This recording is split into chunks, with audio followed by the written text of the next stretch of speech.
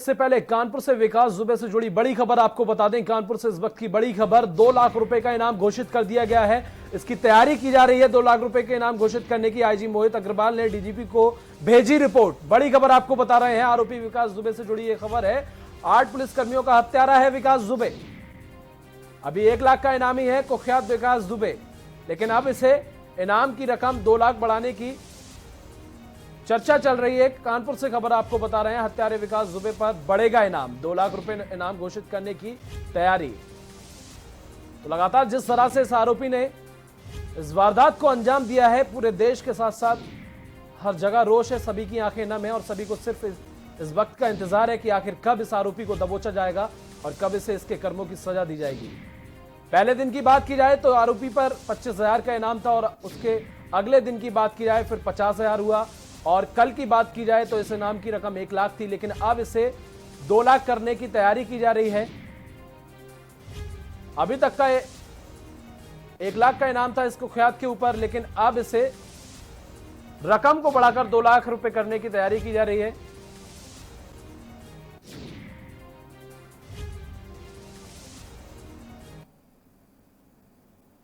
और खबरों में आगे बढ़ेंगे। काशीपुर में सावन के पहले सोमवार पर कोरोना के डर पर शिव भक्तों की भक्ति भारी पड़ती दिखी। काशीपुर में भीम शंकर मोटेश्वर महादेव समेत नगर के विभिन्न शिवालयों पर भक्तों की भारी भीड़ पूजा करने के लिए उमड़ पड़ी। आपको बता दें, काशीपुर के मोटेश्वर महादेव मंदिर पर सुबह ही आरती करने की वजह से लंबी कतार लगी हुई थी। देश भर में जहां आम लोगों में कोरोना का डर सता रहा है, तो वहीं आज से सावन का महीना शुरू होते ही सावन के पहले सोमवार पर भक्तों की आस्था कोरोना पर भारी दिखी। वहीं दूसरी तरफ बांसियां वाले मंदिर में सोशल डिस्टेंसिंग को देखते हुए मंदिर के बाहर भक्तजनों को दूर दूर आरती करते हुए देखा गया।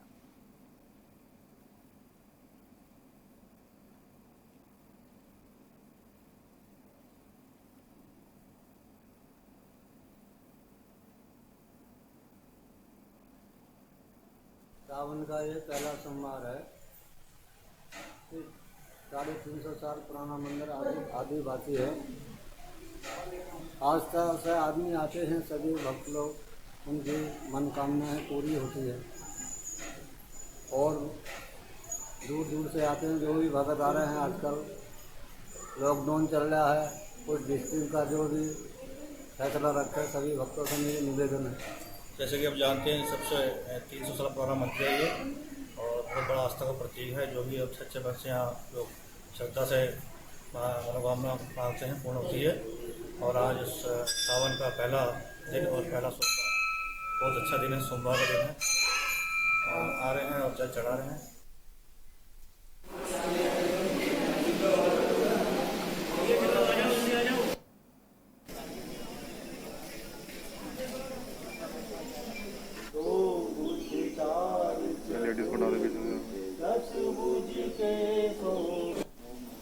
मंदिर में सरकारी मानदंडों के अनुसार सारी व्यवस्थाएं सुनिश्चित की गई हैं। जैसे सैनिटाइज़र का प्रयोग हो, सोशल डिस्टेंसिंग हो, इस सब का पूरा पालन किया जा रहा है और भक्तों को गर्भगृह में प्रवेश वर्जित है। जी, आरती आप बाहर से करेंगे, बाहर करेंगे, गर्भगृह में कोई प्रवेश नहीं है, प्रवेश निषेध है।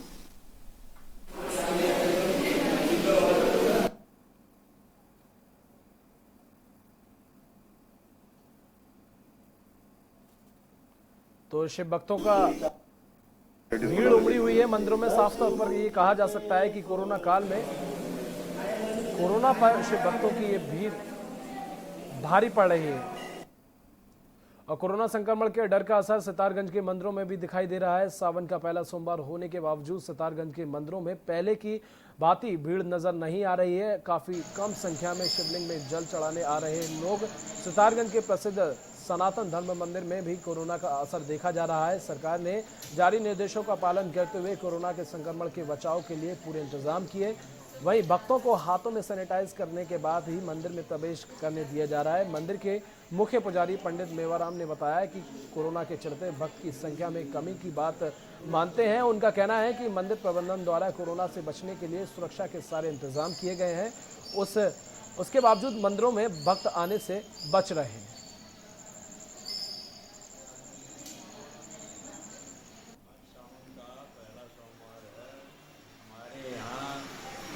पाँच लोग लोगों को अंदर जाने दिया जा रहा है, सबको मास्क लगाने के लिए कहा जा रहा है, सबके हाथ सैनिटाइज कराए जा रहे हैं और उनको बार बार यही बताया जा रहा है। और सावन के पहले सोमवार पर पछवा दून की शिवालयों में शिव भक्तों ने पूजा अर्चना कर मन्नतें मांगी। इस दौरान मंदिर बम भोले समेत भगवान शिव की अन्य जयकारों से गुंजायमान रहा। हालांकि कोरोना वायरस संक्रमण को देखते हुए मंदिरों में शिव भक्तों की तादाद कम ही देखने को मिली। तो वहीं मंदिरों में आने वाले भक्त सोशल डिस्टेंसिंग का पालन करते हुए पूजा अर्चना करते हुए दिखाई दिए। मान्यता है कि सावन के महीने में शिवलिंग पर जलाभिषेक करने समय पूजा अर्चना करने से विशेष लाभ की प्राप्ति होती है, साथ ही मनचाहा वर भी प्राप्त होता है।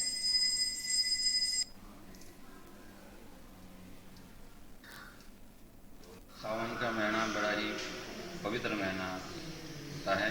भगवान शिव शंकर को सावन का महीना बड़ा ही प्रिय होता है और हिंदू महीनों में पंचम महीना सावन का होता है।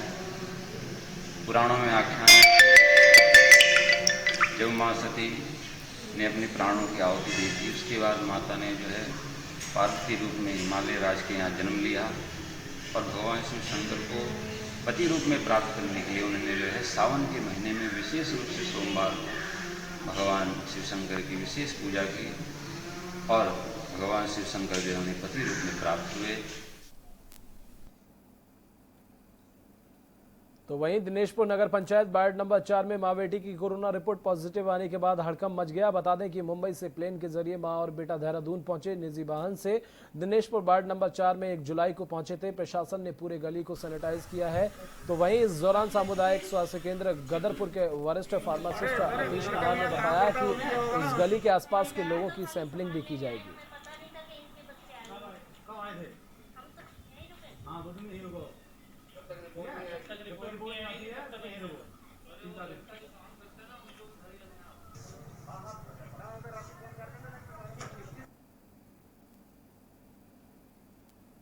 और मानसून सत्र को लेकर चलाए गए अवैध लकड़ी के विरुद्ध प्रभागीय वन अधिकारी तराई पूर्वी नितेश मणि त्रिपाठी के दिशा निर्देश वन विभाग की टीम ने विशेष अभियान के तहत डॉली रेंज की टीम ने अवैध खैर से भरे एक वाहन को पकड़ा, जबकि वाहन चालक रात्रि में मौके का फायदा उठाकर वाहन को सड़क के किनारे खड़ा कर फरार हो गया।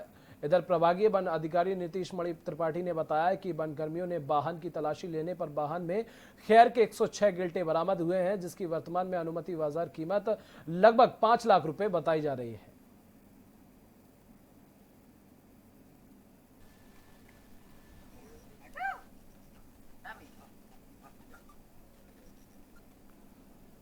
आज प्रातःकाल लगभग 3:30 बजे के आसपास हमारी डॉली रेंज की टीम ने किच्छा हाईवे पर एक कैंटर को पकड़ा है, जिसमें 106 नग खैर लदा हुआ है और वाहन का ड्राइवर अंधेरे और बारिश का फ़ायदा उठाकर भाग गया है, लेकिन वाहन को समस्त लकड़ी के साथ सीज कर लिया गया है। वाहन जो है हल्द्वानी आरटीओ के कार्यालय में। और शिक्षा मंत्री अरविंद पांडे ने 10 दिन तक चलाने वाले हरेला पर्व की शुरुआत गदरपुर से की। आपको बता दें कन्या इंटर कॉलेज गदरपुर में औषधीय और फलदार वृक्षों का रोपण करके कैबिनेट मंत्री ने प्रदेश भर में चलने वाले कार्यक्रम की शुरुआत की। इस मौके पर कैबिनेट मंत्री अरविंद पांडे ने कहा कि कोरोना वायरस ने मानव सभ्यता को सीधा संदेश दिया है कि प्रकृति के बिना मानव जीवन संभव नहीं है। प्रकृति के साथ समझ बैठकर आपको बता दें कि मानव जीवन संभव हो जाएगा तथा खान पान पर तथा अपने रहन सहन के तरीकों में बदलाव करके ही जीवन संभव है। इसके लिए हमें ज़्यादा से ज़्यादा वृक्ष लगाने होंगे। हरेला पर्व हमें यह संदेश देता है कि ज़्यादा से ज़्यादा वृक्ष लगाए जाए, जिससे कि पशु पक्षी तथा इंसान के बीच सामंजस्य बैठे और सब मिलजुल कर रह सकें। और मैं सभी प्रदेशवासियों से कहना चाहूँगा कि किसी भी शुभ कार्य में वृक्षारोपण अवश्य करें। वहीं मुख्य शिक्षा अधिकारी उधम सिंह नगर रमेश चंद्र आर्य ने कहा कि वृक्षारोपण की शुरुआत इस समय चुनिंदा स्कूलों में की जा रही है, तो जल्द ही इन स्थानों पर जगह उपलब्ध होगी। उन सभी स्कूलों में ही बड़ी मात्रा में वृक्षारोपण किया जाएगा।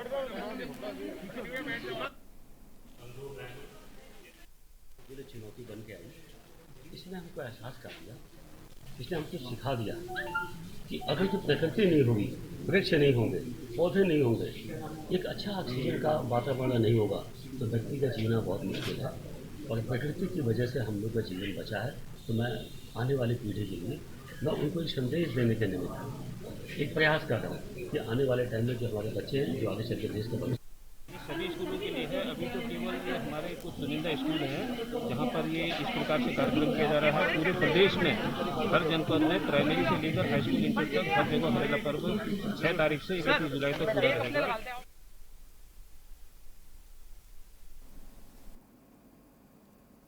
और मसूरी से देहरादून लौटते समय किमाड़ी गांव के पास से एक इनोवा खाई में गिर गई, जिससे कार सवार एक दंपत्ति की मौके पर ही मौत हो गई, जबकि उनकी बेटी और कार चालक गंभीर रूप से घायल हो गया। सूचना मिलते ही मौके पर पहुंची एसडीआरएफ टीम ने राहत बचाव कार्य, घायलों को इलाज के लिए अस्पताल में भर्ती कराया। ये दंपत्ति बिहार के जेडीयू के पूर्व सांसद केसी त्यागी की बहन और बहनोई और बीजेपी नेता के वरिष्ठ नेता राजीव प्रताप रूडी के समधन थे।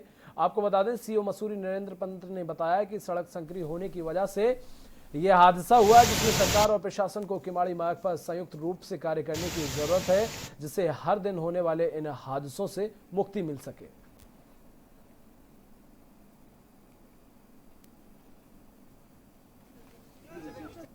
एक बजे के आसपास हमको खबर मिली थी कि एक यहाँ से मसूरी से चले थे देहरादून के लिए, लेकिन मिसिंग है। तो इसके आधार पे हमने 4 लोग उसमें गाड़ी में सवार बताए जा रहे थे, जिसमें एक ड्राइवर थे और 2 महिलाएं थी और एक पुरुष थे। और उसके बाद हमने सभी के लोकेशन ली और साथ ही साथ मसूरी थाने की पुलिस, उन्होंने मसूरी से कॉम्बिंग स्टार्ट कर दी थी और कैंट थाने ने किमाड़ी मार्ग में नीचे से आना शुरू कर दिया और उन्होंने वहाँ से कॉम्बिंग स्टार्ट किया।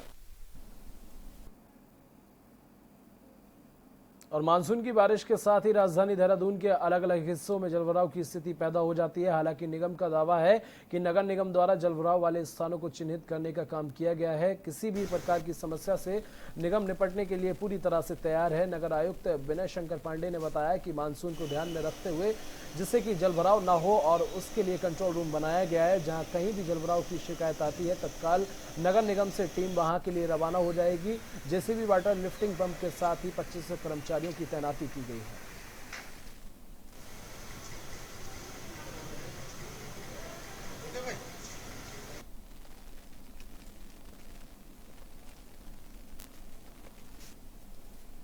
छोटी ड्रेन्स भी काफ़ी साफ कर दी गई हैं। अब डिपेंड करता है कि बारिश कितनी होती है। आपको ये पता होगा कि हर नाले की अपनी कैपेसिटी होती है। अगर मान लीजिए बहुत हैवी बारिश हो गई तो उसकी कैचमेंट से ज़्यादा पानी हो गया तो बाहर आ ही जाता है वो। फिर भी ये व्यवस्था की गई है कि हमारे नाले नालियाँ पूरी तरह से साफ़ हों। इसके अलावा हमारा 24 घंटे कंट्रोल रूम यहाँ नगर निगम में काम करना शुरू कर दिया है। कहीं से जल भराव की कोई दिक्कत समस्या आती है तो वो तत्काल यहाँ से टीम भेजने की व्यवस्था की गई है। और उत्तराखंड पिथौरागढ़ के मुनस्यारी तहसील में मानसून आते ही बारिश कहर बरसाने लगी है, जिसके चलते सुरिंगेगाड़ में नदी पर बनी एक लकड़ी की पुलिया बह गई है, जिसके बाद ग्रामीण अपनी जिंदगी का दांव पर लगाकर उफनती नदी को पार कर रहे हैं। पुलिया के टूटने से 6 गांव के करीब 2000 से ज्यादा की आबादी प्रभावित हुई है।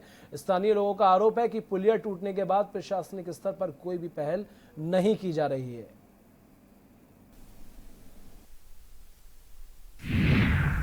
मानसून आते ही बारिश बरपा रही कहर, जान जोखिम में डालकर मौत का सफर। पुलिया टूटने से 2000 की आबादी प्रभावित। पुलिया टूटने के बाद उठानी पड़ रही परेशानी, प्रशासनिक स्तर पर कोई पहल नहीं।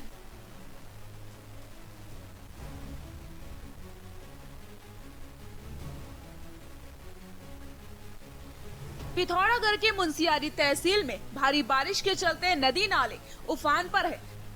नदी का जल स्तर बढ़ने से गोरीपार क्षेत्र को जोड़ने वाली लकड़ी की अस्थायी पुलिया बह गई है, जिस कारण गोरीपार क्षेत्र के आधा दर्जन गांव अलग थलग पड़ गए हैं। लोग जान जोखिम में डालकर लोहे की सीढ़ी के जरिए उफनाती नदी को पार कर रहे हैं, जो किसी भी वक्त बड़े हादसे को न्योता दे सकता है। इस पुल के जरिए ढीलम, कुलथाम, फलियाटी, लैंगा, उगराली, धुरातौली गांव के करीब 500 से ज्यादा परिवार आवाजाही करते हैं। सिनेरगार का जो ये नदी है, इसमें 2018 में जो पूरा लोहे का एक मजबूत गाटर पुल था वो बह गया था। तब से वहाँ पे एक लोनीबी द्वारा जो है एक लकड़ी का पुल का निर्माण किया था, वो भी इस बार बह गया है। कल रात के भारी बारिश से जो है वहाँ पे जो स्थानीय लोगों ने जो है टेम्परेरी व्यवस्था के लिए पुलिया लगाया था लकड़ी का, वो भी बह गया है। गोरीपार क्षेत्र को जोड़ने वाला पुल साल 2018 की आपदा में बह गया था। इसके बाद लोगों ने आवागमन के लिए लकड़ी की अस्थायी पुलिया बनाई थी, लेकिन नदी का जलस्तर बढ़ने से ये पुलिया भी बह गई है। वहीं स्थानीय लोगों ने प्रशासन पर क्षेत्र की अनदेखी का आरोप लगाया है। ऐसे में स्थानीय लोगों को मुसीबतों का सामना करना पड़ रहा है। अब देखने वाली बात यही होगी, आखिर कब स्थानीय लोगों को इस परेशानी से निजात मिलती है। देहरादून से के न्यूज इंडिया के लिए राजेश वर्मा की रिपोर्ट।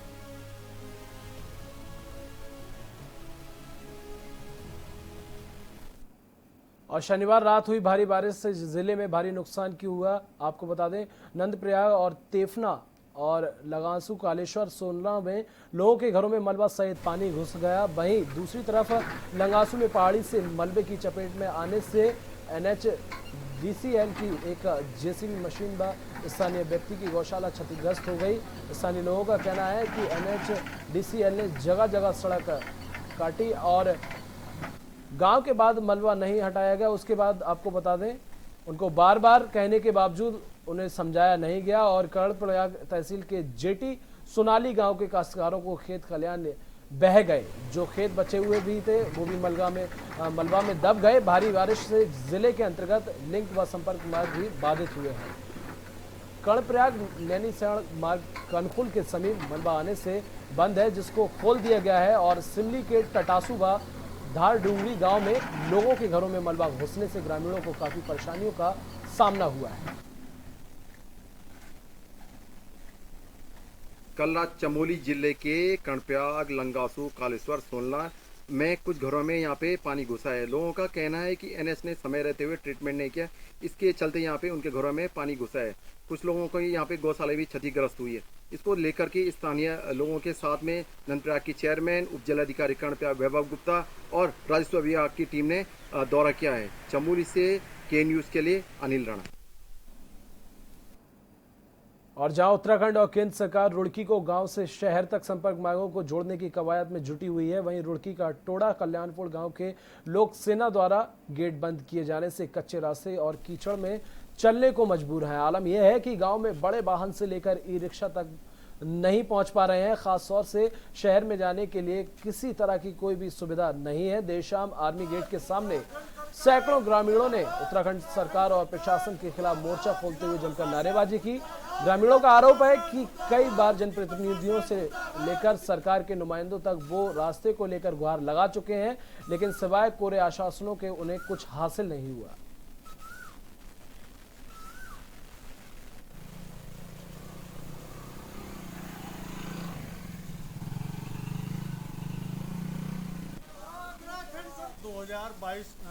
बाईस मार्च 2020 को जब हम यहाँ अपने गेट से रुड़की जाने के लिए आए तो हमने देखा कि रास्ता इन्होंने अचानक एकदम बंद कर दिया। इनसे बात हुई, इन्होंने कहा कि भाई हमने लॉकडाउन के दौरान ये ऊपर से हमारे पास आदेश आए, हमने रास्ता बंद कर दिया, लेकिन हमें ये बात नहीं बता पाए इन्होंने हमारा रास्ता बंद कर दिया। हम जाएँ कहाँ से?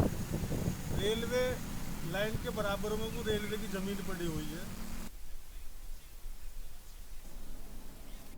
और इसी के साथ हमारा उत्तराखंड में बस इतना ही। देश दुनिया की तमाम खबरों के लिए देखते रहिए के न्यूज इंडिया।